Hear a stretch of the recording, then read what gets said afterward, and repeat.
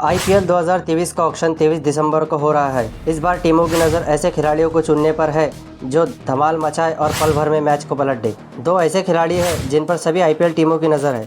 आपको बता दें कि 23 दिसंबर को कोची में इस बार का ऑक्शन होने जा रहा है। 405 खिलाड़ियों के बीच ऐसे भी खिलाड़ी हैं जिन पर सभी टीमों की निगाहें टिकी हुई है। ऐसे में टीमों के पास काफ़ी कम बजट भी है, लेकिन कुछ टीमों का बजट काफ़ी ज़्यादा है। ऐसे में सभी टीमों की नज़र इंग्लैंड के बेन स्टोक्स और सैम करन पर है। इन दो खिलाड़ियों पर सभी टीमें करोड़ों रुपए खर्च कर सकती है। इसी तरह के लेटेस्ट न्यूज़ जानने के लिए हमारे चैनल